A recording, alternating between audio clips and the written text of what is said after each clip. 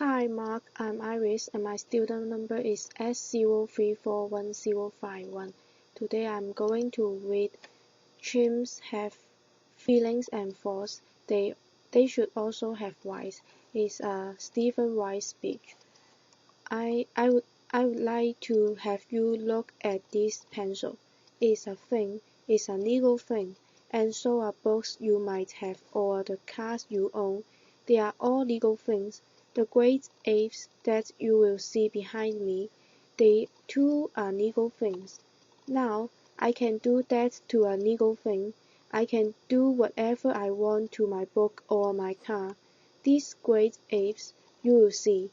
The photographs are taken by a man named James Morrison, who wrote a book called James and Other Apes, and he tells in his book how every single one of them, almost every one of them, is an orphan who saw his mother and father die before his eyes. They are legal things. So for centuries, there's been a great legal war that separates legal things from legal persons. On one hand, legal things are invisible to judges. They don't count in law, they don't have any legal rights, they don't have the capacity for legal rights. They are the slaves. On the other side of that legal war are the legal persons. Legal persons are very visible to judges. They count in law. They may have many rights. They have the capacity for an infinite number of rights, and they are the masters. Right now, all non-human animals are legal things, all human beings are legal persons. But being human and being a legal person has never been, and is not today, synonymous with a legal person. Humans and legal persons are not synonymous. On the other side, there have been many human beings over the centuries who have been legal things. Slaves were legal things. Women, children were sometimes legal things. Indeed, a great deal of civil rights struggle over the last centuries has been to punch a hole through that wall and begin to feed these human things through the wall and have them become legal persons. But alas, that hole has closed up. Now, on the other side are legal persons, but they have never only been limited to human beings. There are, for example, there are many legal persons who are not even alive. In the United States, we are aware of the fact that corporations are legal persons. In pre-independence India, a court held that a Hindu idol was a legal person, that a mosque was a legal person. In 2000 years, the Indian Supreme Court held that the holy books of the Sikh religion was a legal person, and in 2012, just recently, there was a treaty between the indigenous peoples of New Zealand and the Crown, in which it was agreed that a river was a legal person who owned its own riverbed. Now, I read Peter Singer's book in 1980, when I had a full head of lush, brown hair, and indeed I was moved by it, because I had become a lawyer because I wanted to speak for the voiceless, defend the defenseless, and I had never realized how voiceless and defenseless the trillions, billions of non-human animals are, and I began to work as an animal protection lawyer, and by 1985 I realized that I was trying to accomplish something that was literally impossible, the reason being that all of my clients, all the animals whose interests I was trying to defend, were legal things. They were invisible. It was not going to work, so I decided that the only thing that was going to work was they had, at least some of them, had to also be moved through a hole that we could open up again in that wall and begin feeding the appropriate non-human animals through that hole onto the other side of human legal persons. Now, at that time, there was very little known about or spoken about truly animal rights, about the ideas of having legal personhood or legal rights for a non-human animal, and I knew it was going to take a long time, and so, in 1985, I figured that it would take about 30 years before we had been able to even begin a strategy litigation, long-term campaign, in order to be able to punch another hole through that wall. It turned out that I was pessimistic, that it only took 28. So what we had to do in order to begin was not only to write law review articles and teach classes, write books, but we had to then begin to get down to the nuts and bolts of how you litigate that kind of case. So one of the first things we needed to do was figure out what a cause of action was, a legal cause of action, and a legal cause of action is a vehicle that lawyers use to put their arguments in front of clients. It turns out there's a very interesting case that had occurred almost 2050 years ago in London called Somerset versus Stewart, whereby a black slave had used the legal system and had moved from a legal thing to a legal person. I was so interested in it that I eventually wrote an entire book about it. James Somerset was an 8-year-old boy when he was kidnapped from West Africa. He survived the Middle Passage, and he was sold to a Scottish businessman named Charles Stewart in Virginia. Now, 20 years later, Stewart brought James Somerset to London, and after he got there, James decided he was going to escape, and so one of the first things he did was to get himself baptized, because he wanted to get a set of godparents, because to an 18th century slave, they knew that one of the major responsibilities of godfathers was to help you escape. And so in the fall of 771, James Somerset had a confrontation with Charles Stewart. We don't know exactly what happened, but then James dropped out of sight and enraged Charles Stewart and hired slave catchers to canvass the city of London, find him, bring him not back to Charles Stewart, but to a ship, the Anne and Mary, that was floating in London harbour, and he was chained to the Duke, deck, the deck, and the ship was to set sail from Jamaica, where James was to be sold in the slave markets and be doomed to the 3 to 5 years of life that a slave had harvesting sugar cane in Jamaica. Well, now James' godfathers went into action.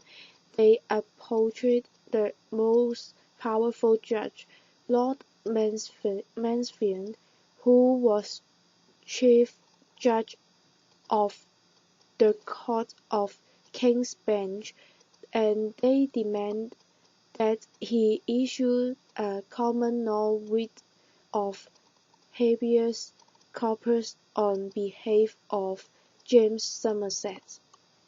Now, the common law is the kind of law that English-speaking judges can make when they are not campaigned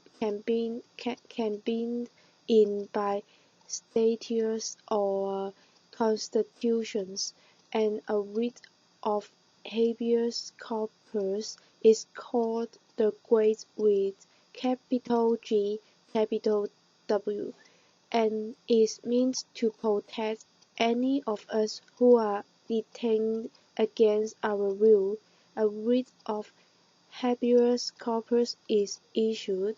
The detainer is required to bring the detainee in and give a legally sufficient reason for depriving him of his bodily liberty. Well, Lord Mansfield had to make a decision right off the bat, because if James Somerset was a legal thing, he was not eligible for a writ of habeas corpus, only if he could be a legal person. So Lord Mansfield decided that he would assume, without deciding, that James Somerset was indeed a legal person, and he issued the writ of habeas corpus, and James' body was brought in by the captain of the ship. There were a series of hearings over the next 6 months. On June 22, 772, Lord Mansfield said that slavery was so odious, and he used the word odious, that the common law would not support it, and he ordered James free. At that moment, James Somerset underwent a legal transubstantiation.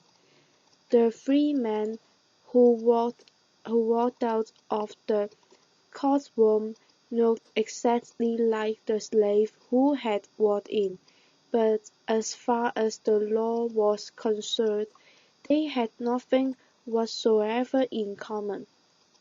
The next thing we did is that the new Non-Human Rights Project, which I founded, then began to look at what kind of values and principles do we want to put before the judges.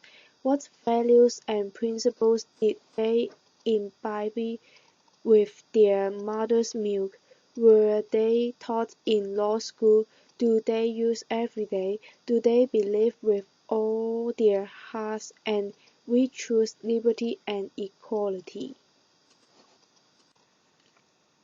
Now, liberty rights is the kind of right to which you are entitled because of how you are put together, and a fundamental liberty right protects a fundamental interest, and the supreme interests in the common law are the rights to autonomy and self-determination. So they are so powerful that in a common law country, if you go to a hospital and you refuse life-saving medical treatment, a judge will do will not order it forced upon you, because they will respect your self-determination and your autonomy. Now, an equality right is the kind of right to which you are entitled because you resemble someone else in a relevant way, and that's the rub, relevant way. So if you are that, then because they have the right, you are like them. You are entitled to the right. Now, cause and legislatures draw lines all the time. Some are including, some are excluding. But you have to, at the bare minimum, you must. That line has to be a reasonable means to a legitimate end. The Non-Human Rights Project argues that drawing a line in order to enslave an autonomous and self-determining being like you are seeing behind me, that there's a violation of equality. We then searched through 18 jurisdictions. It took us 7 years to find the jurisdiction where we wanted to begin filing our first suit. We chose the state of New York. Then we decided upon who our plaintiffs are going to be. We decided upon chimpanzees not just because James Gordon was on our board of directors, but because they, James and others, have studied chimpanzees intensively for decades. We know the extraordinary cognitive capabilities that they have, and they also resemble the kind that human beings have. And so we choose chimpanzees, and we began to canvass the world to find the experts in chimpanzees cognition.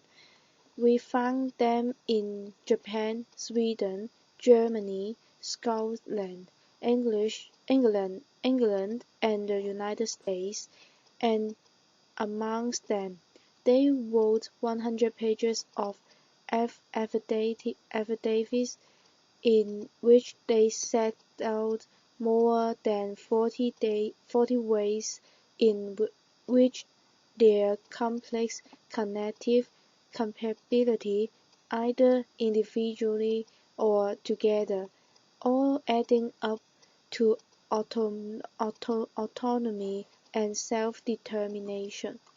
Now, this including, for example, that they were conscious, but they are also conscious that they are conscious. They know they have a mind, they know that others have mind. They know they are individuals, and that they can live. They understand that they lived yesterday and they will live tomorrow. They engage in mental time travel. They remember what happened yesterday. They can anticipate tomorrow, which is why it's so terrible to imprison a chimpanzee, especially alone. Is the thing that we do to our worst criminals, and we do that to chimpanzees without even thinking about it. They have some kind of moral capacity. When they play economic games with human beings, they will spontaneously make fair offers, even when they are not required to do so. They are numerate, they understand numbers, they can do some simple math, they can engage in language, or to stay out of the language wars. They are involved in intentional and referential communication in which they pay attention to the attitudes of those with whom they are speaking. They have culture. They have a material culture, a social culture. They have a symbolic culture. Scientists in the Thai forest in the Ivory Coast found chimpanzees who were using these rocks to smash open the incredibly hard holes of nuts. It takes a long time to learn how to do that, and they excavating the areas, and they find that this material culture, this way of doing it, these rocks had passed down for at least 43,000 years through 225 chimpanzee generations. So now we needed to find our chimpanzee. First we find two of them in the state of New York. Both of them would die before we could even get our shoes filled. Then we find Tommy. Tommy is a chimpanzee. We see him behind me. Tommy was a chimpanzee. We found him in that cage. We found him in a small room that was filled with cages in a larger warehouse structure on a used trailer lot in central New York. We found Kiko, who is particularly deaf. Kiko was in the back of a Siemens storefront in Western Massachusetts, and we found Hercules and Neo. They are two young male chimpanzees who are being used for biomedical anatomical research at Stony Brook. We found them, and so on the last week of December 2013. The Non-Human Rights Project filed 3 suits all across the state of New York using the same common knowledge of habeas corpus argument that had been used with James Somerset, and we demanding that the judges issue this common knowledge of habeas corpus.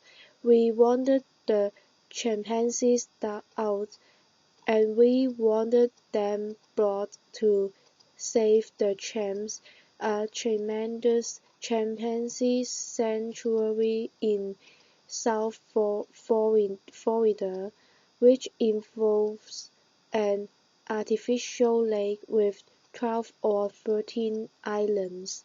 There are 2 or 3 areas where 2 dozen chimpanzees live on each of them, and these chimpanzees would then live the life of a chimpanzee, with other chimpanzees in an environment that was as close to Africa as possible. Now, all these cases are still going on.